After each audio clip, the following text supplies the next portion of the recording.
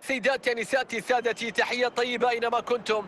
طقس مثالي هنا في ملعب المباراة، وأجواء تبشر بلقاء كبير. من مركز التعليق نتواجد مع حضراتكم، سعيد بصحبتكم اليوم في هذه المباراة. فريق مانشستر سيتي يواجه فريق برشلونة. في مباراة كهذه يستطيع المدرب أن يدفع ببعض اللاعبين للتجربة، وأيضا تجربة اللاعبين في مراكز مختلفة وبعض الخطط المختلفة. ستيفن بيركس، ستوبينان يتقدم بشكل سريع باتجاه المرمى وتبعد الخطورة.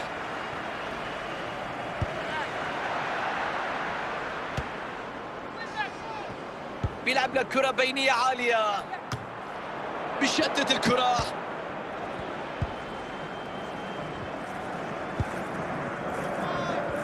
برشلونة في صراع دائم وتاريخي مع الريال، ممثل العاصمة الإسبانية فيما يعرف بالكلاسيكو، واللي يعتبر الحدث التاريخي الأكثر متابعة في العالم.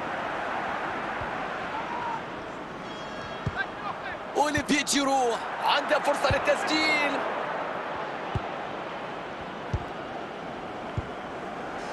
فرانكي دي يونغ،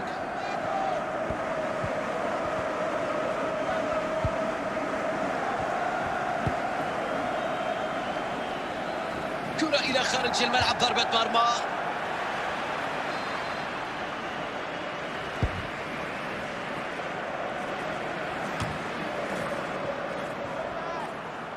جيرو، يا سلام على التصدي، ممتازة من هوكو لوريس.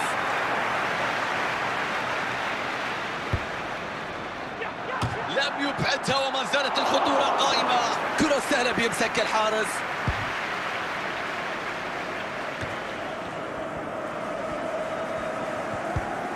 تدخل ناجح على الكرة. يا سلام على اللوب، فرصة للتقدم في المباراة. يا رباه، أول أهداف في المباراة، القمة تشتعل، هدف يكسر النتيجة السلبية. نشاهد لقطة الهدف من جديد، نشاهد كيف راحت الكرة بهذه القوة وكيف استقرت في الشباك.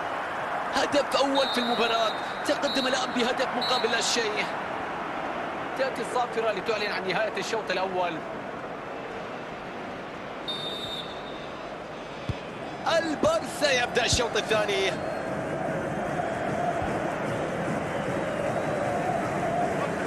ينطلق بالكرة نحو المرمى.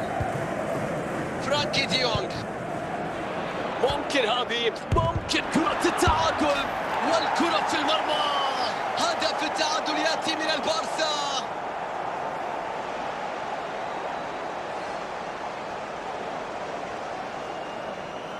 نشوف الإعادة، نشوف المتعة، شوف كيف نجح في وضع الكرة داخل الشباك رغم الضغط الكبير. لا يفعل ذلك إلا لاعب كبير. هدف التعادل إذن، النتيجة الآن 1-1.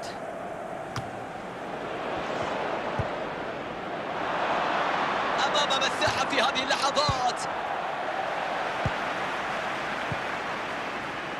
تمريرة عالية في منتهى الجمال. كرة بتخرج إلى ضربة ركنية بعد ما لمست الكرة اللاعب قبل ما تطلع خارج الملعب. تغيير لمصلحة مانشستر سيتي. يفشل في إبعاد الكرة بعيدا عن مناطق الخطر. يوناس هوفمان، يوناس هوفمان، الحلول أمامه في الهجوم. يتقدم للأمام. حلوة التمريرات من مانشستر سيتي، حلو تبادل الكرات، حلو تمريرات، البحث عن ثغرة، البحث عن مساحة، البحث عن فرصة في داخل المنطقة. لاعب يقطع التمريرة قبل ما تشكل خطورة. المباراة تدخل في العشر دقائق الأخيرة.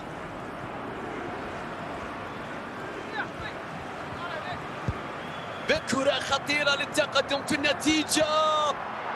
تصويب الآن يوقفها حارس المرمى. ضربة ركنية، فرصة أمام مانشستر سيتي لكسب المباراة في الدقائق الأخيرة. فرصة خطيرة للتقدم في النتيجة.